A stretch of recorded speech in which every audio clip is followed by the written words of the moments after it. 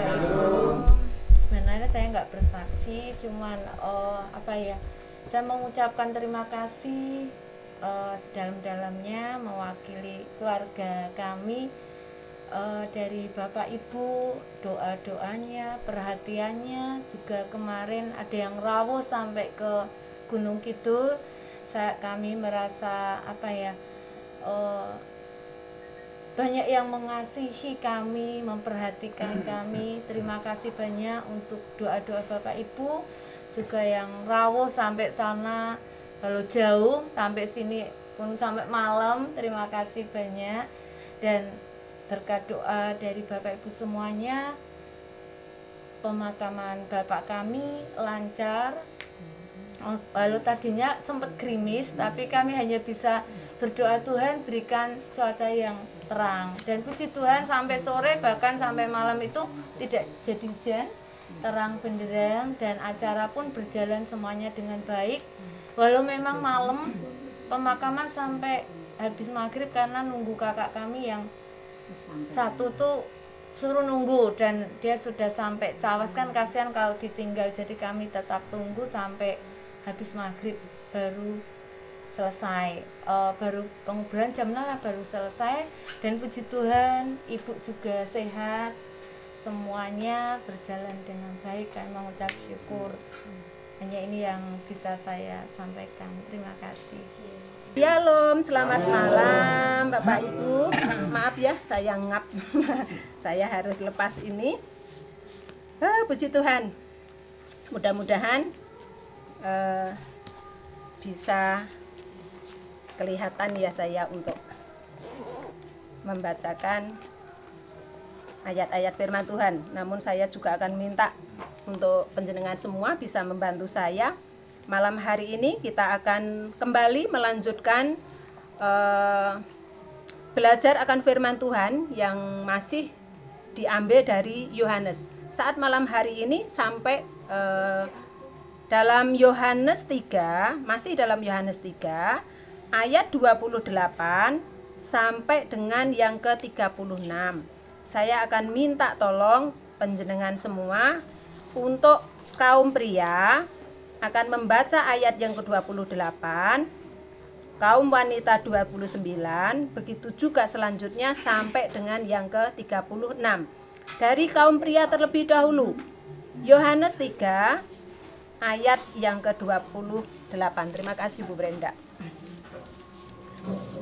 Monggo kaum pria terlebih dahulu. 1, 2, 3. Kamu sendiri dapat memberi kesaksian bahwa aku telah berkata, aku bukan Mesias, tetapi aku diutus untuk mendahulunya. Kaum wanita, yang empunya mempelai perempuan, ialah mempelai laki-laki. Tetapi sahabat mempelai laki-laki yang berdiri dekat dia dan yang mendengarkannya sangat bersukacita mendengar suara mempelai laki-laki itu. Itulah sukacitaku, dan sekarang sukacitaku itu penuh. Ia harus semakin besar, tetapi aku harus semakin kecil. Siapa yang datang dari atas adalah atas semuanya. Siapa yang berasal dari bumi, termasuk pada bumi dan berkata-kata dalam bahasa bumi. Siapa yang datang dari surga adalah di atas semuanya. Ia memberi kesaksian tentang apa yang dilihatnya dan yang didengarnya, tetapi tak seorang pun yang menerima kesaksiannya itu. Siapa yang menerima kesaksiannya itu, ia mengaku bahwa Allah adalah benar. Sebab siapa yang diutus Allah, dialah yang menyampaikan firman Allah. Karena Allah mengaruniakan rohnya dengan tidak terbatas. Bapa mengasihi anak dan telah menyerahkan segala sesuatu kepadanya. Barang siapa percaya kepada anak, ia beroleh hidup yang kekal. Tetapi barang siapa tidak taat kepada anak, ia tidak akan melihat hidup, melainkan murka Allah tetap ada di atasnya. Amin. Ya, terima kasih Bu. Kayaknya kelihatan Bu. Kelihatan? Kelihatan. Oke, kelihatan. Iya, kelihatan. Ya. Malam hari ini masih melanjutkan perikop yang sudah disampaikan oleh Bu Brenda Jumat lalu. Kalau kita masih ingat apa yang disampaikan Bu Brenda, bisa disampaikan, Bapak Ibu bisa mengingat semuanya apa yang sudah disampaikan. Apa yang bisa kita pelajari hari Jumat kemarin? Kita tidak boleh iri kepada sesama. Ya, malam hari ini masih perikop yang sama. Namun kalau malam hari ini, kalau boleh saya kasih judul, yaitu jangan iri sama Tuhan. Kalau minggu lalu, Jumat lalu, Bu Brenda menyampaikan supaya kita tidak boleh iri kepada sesama. Namun malam hari ini kita akan belajar, yaitu supaya kita jangan iri kepada Tuhan. Kita tidak boleh iri kepada sesama. Kemarin disampaikan oleh Ibu Brenda, apa yang dimiliki orang lain, kita tidak boleh iri. Kita tidak boleh iri terhadap kesuksesan orang lain. Mungkin ketika tadi bupur kesaksian, bupur ki omahe wis pirang-pirang, tapi kok yo Tuhan ki isih kasih omah. Aku omah siji wae rak duwe, kok Tuhan juga urung kasih. Kita juga tidak boleh iri seperti itu. Karena apa? Apa yang dimiliki orang lain itu juga semuanya karena anugerah dari surga. Jadi kita tidak berhak untuk iri. Karena apa? Itu semuanya kan pemberian. Kalau memang Tuhan belum menghendaki kita punya, ya kita tidak boleh. Maksudnya, kenapa kok enggak aku baik kayak gitu? Kenapa tidak aku saja yang diberi? Kenapa yang sudah punya banyak rumah harus diberi rumah? Kenapa yang enggak butuh mobil dibeli mobil? Mbok ya aku. Kenapa aku tidak? Kadang kan kita berpikir seperti itu. Kadang kita melihat orang lain kok enak banget ya uripe. Kemarin Bu Brenda sempat menyaksikan juga di tengah-tengah firman Tuhan yang disampaikan, bahwa beliau juga sempat iri. Kenapa? Kok anakku ngalami seperti ini? Ini belum selesai, muncul lagi. Kok orang lain kok tidak ya? Tapi sesuatu yang Tuhan taruh di dalam kita, firman Tuhan yang Tuhan beri kepada kita, itu untuk kita belajar, supaya kita tidak iri kepada orang lain. Apapun yang dimiliki orang lain, itu semuanya adalah anugerah dari Tuhan, anugerah dari surga. Di mana ayat yang ke-27 di sana disampaikan, tidak seorang pun yang dapat mengambil sesuatu daripada orang lain kalau tidak dikaruniakan Allah kepada kita. Jadi mau ngotot seperti apa, Uung mau ngotot apa yang dimiliki Steve, ya ndak bakalan kayak gitu. Kayak gitu. Jadi ya sudah kayak gitu. Jadi kita ndak usah iri kepada kesuksesan orang lain, keberhasilan orang lain. Anak itu kok, anak ibu itu kok pinter banget ya, anakku kok enggak ya. Ya sudah, kita enggak usah iri akan itu. Karena di sana sudah jelas dikatakan bahwa tidak ada sesuatu pun yang bisa kita ambil dari orang lain kalau itu tidak dikehendaki Tuhan.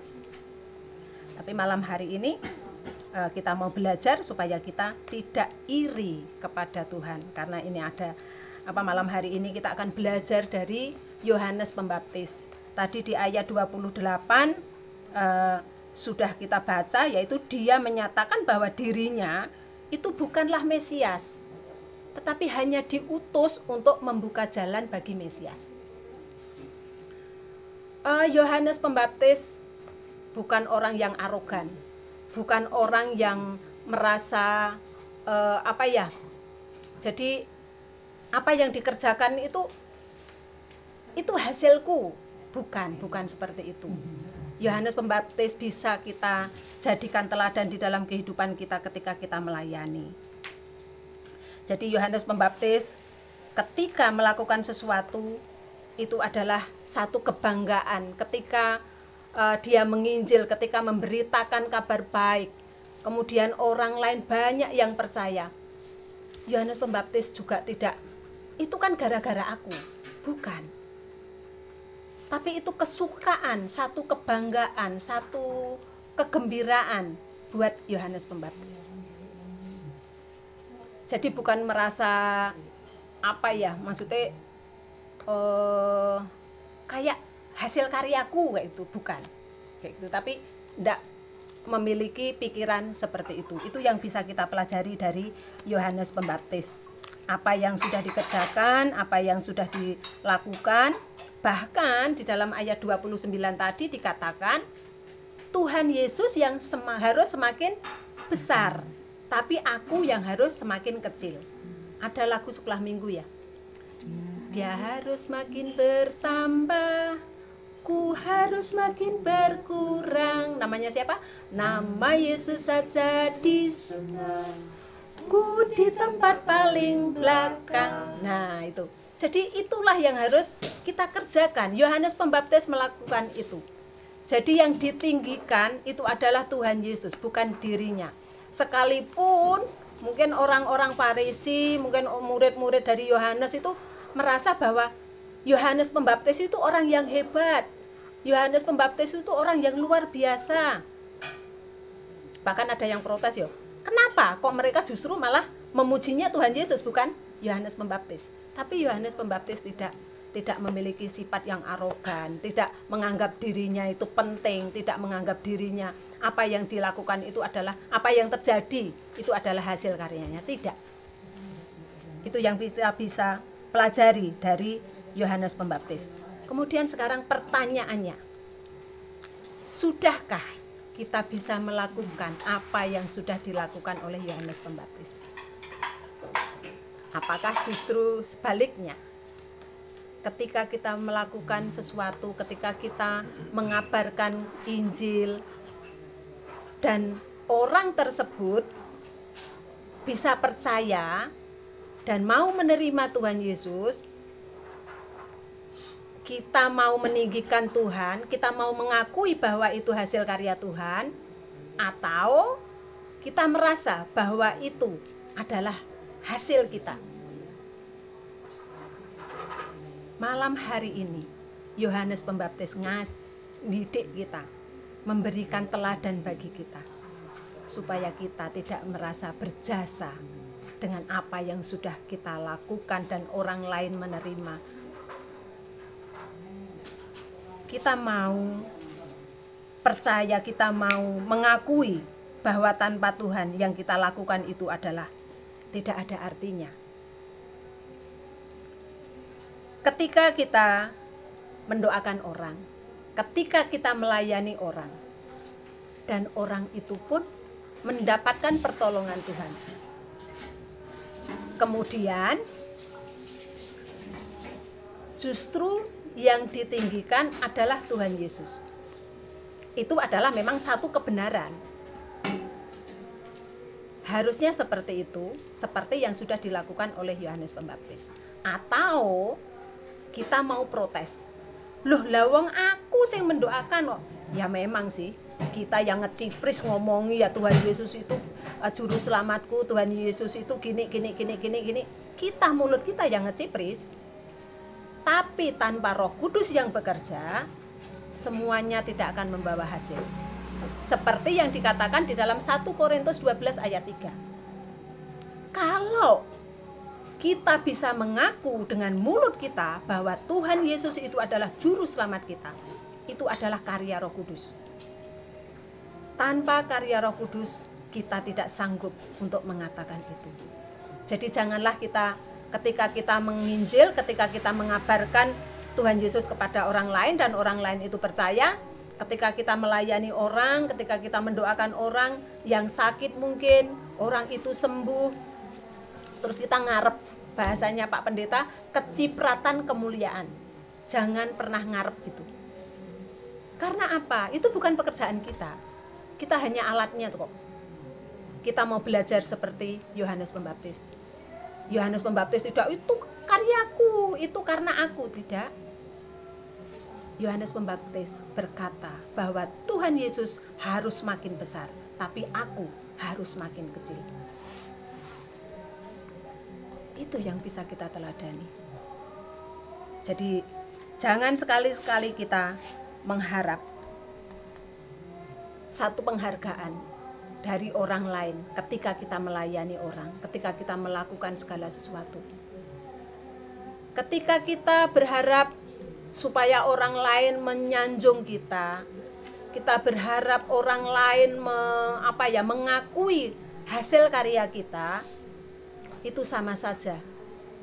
Itu sudah iri sama Tuhan. Kok Tuhan toh? Bukan aku, kan aku yang jungkir balik melakukan. Kan aku yang sudah pontang-panting melayani ini itu. Di gereja coba kalau ndak ada aku. Apa jalan? Padahal tanpa Tuhan kita pun tidak bisa melakukan apa-apa.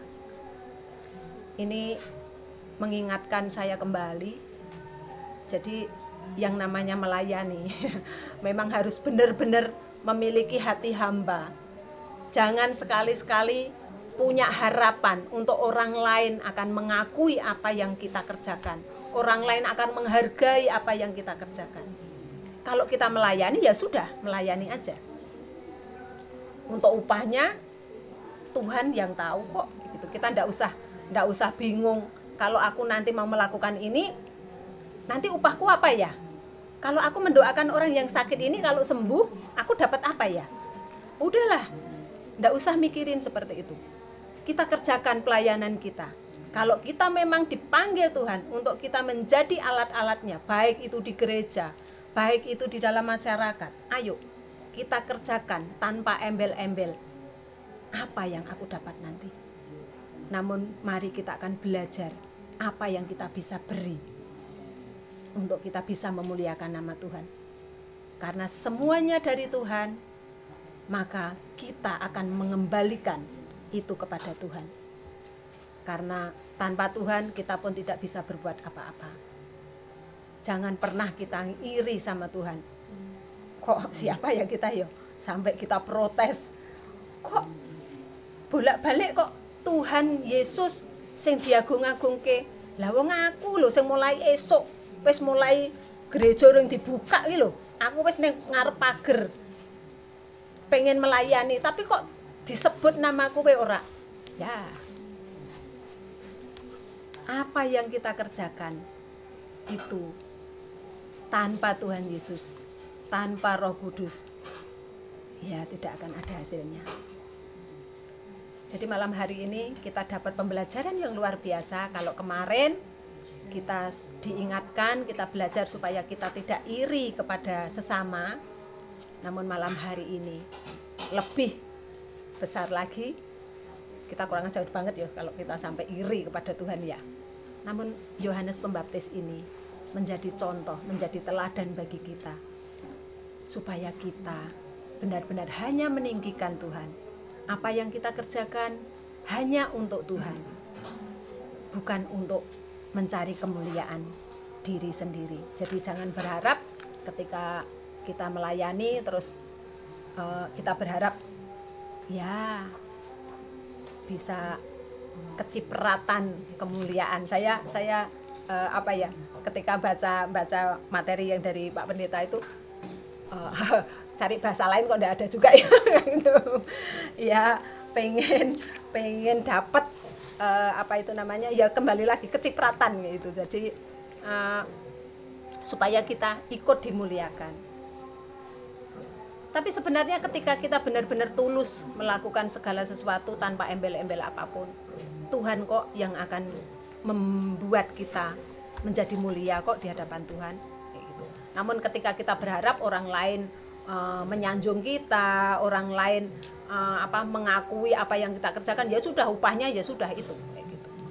Ketika kita melayani puji-pujian mungkin ya, terus sampai Pak bagus loh tadi mimpin pujiannya, wah semangat banget, wah jemaat bisa, boleh sih, tapi ya udah yang kita dapat cuma itu doang. Ini pengalaman saya ketika dulu saya belum bertobat ya, ketika saya tugas minggu jadi WL gitu, saya kadang setelah selesai tugas saya tanya kepada seseorang, tadi aku gimana? Tahu enggak Bapak Ibu yang saya dapat? Bukan pujian, padahal saya mau carinya pujian. pengennya biar orang lain, oh bagus, enggak juga. Justru yang didapat adalah apa? Sesuatu kata-kata yang mengecewakan saya. Tapi bukan membuat saya terus down, terus saya enggak mau melayani, enggak. Kemudian saya pulang, Tuhan kasih hikmat kepada saya supaya koreksi diri. Kamu mau menyenangkan siapa? Itu. Saya mulai belajar dari situ. Jadi saat itu sudah terakhir kali saya tanya kepada seseorang ketika saya melayani. Ya sudah. Jadi saya melayani ya sudah melayani aja gitu. Saya enggak tanya tadi piye enggak kayak gitu. Ya orang lain mau apa? Ya sudah. Begitu juga dengan saya, ketika ada teman-teman yang melayani, saya enggak pernah memperhatikan kalau Pak Gembala sih untuk memperhatikan karena supaya bisa ngoreksi nggih Pak Pendeta nggih. Kalau ada sesuatu yang kurang. Tapi jujur, kalau saya begitu sudah ibadah, ya sudah mungkin tadi singer WL ada yang salah nyanyi, saya pun enggak tahu ketika ditanyai. Karena apa? Saya mau belajar fokus hanya kepada Tuhan saja. Saya enggak mau fokus kepada yang mimpin pujian, kepada yang main musik. Enggak, saya mau hanya fokus kepada Tuhan. Sehingga ketika ditanyai, apalagi saya enggak tahu musik ya, salah ora ya ora ngerti mbuh kayak gitu. Kayak gitu. Jadi ya udah kayak gitu. Saya belajar dari situ. Dan malam hari ini pun ketika saya dapat materi dari Pak Gembala, saya benar-benar kayak ditempelak hati saya supaya saya terus belajar rendah hati. Apa yang saya kerjakan, apa yang saya lakukan, saya tidak punya hak untuk saya mengharap orang lain ngelem saya, orang lain menghargai saya. Enggak. Saya mau belajar tunduk akan otoritas yang daripada Tuhan. Bapak Ibu, kita bersyukur ya kalau kita terus diingatkan oleh kebenaran firman Tuhan, supaya kita senantiasa belajar dari tokoh-tokoh Alkitab yang ada, karena Tuhan itu mengizinkan semuanya yang ada di dalam kitab suci ini, tokoh-tokoh itu karena Tuhan punya maksud. Baik itu tokoh-tokoh yang karakternya buruk, baik itu yang baik, Tuhan punya maksud di balik semuanya. Tidak ada yang salah di dalam firman Tuhan. Firman Tuhan adalah iya dan amin. Ya memang di dalam Alkitab ini tidak semuanya firman Tuhan iya, saya amini. Karena ini banyak suratan-suratan yang ditulis oleh Rasul Paulus nih Pak Pendeta nggih, oleh hamba-hamba murid-murid Tuhan Yesus. Tapi yang ditulis di sini adalah ilham yang dari Tuhan. Jadi firman Tuhan, Alkitab ini benar adanya. Jadi jangan pernah ada yang kalau ditanyai, kan sekarang ini banyak orang-orang yang menjebak kita kayak gitu. Apakah Alkitabmu benar? Kayak gitu. Ya kalau isi Alkitab ini benar semua, nah, itu betul. Karena ini adalah semuanya dari Tuhan. Ya memang tidak semuanya firman Tuhan, tapi semuanya adalah dari Tuhan. Jadi harus kita percaya itu. Ini Bapak Ibu Saudara yang bisa kita terima. Malam hari ini kita mau belajar dari seorang Yohanes Pembaptis. Apa yang kita kerjakan, apa yang kita lakukan, janganlah kita ngiri kepada Tuhan. Biarlah kita mau hanya tunduk pada Tuhan, dan kita hanya ingin memuliakan nama Tuhan saja. Karena apa yang kita punya itu datangnya dari Tuhan dan harus kita pakai untuk memuliakan nama Tuhan. Amin.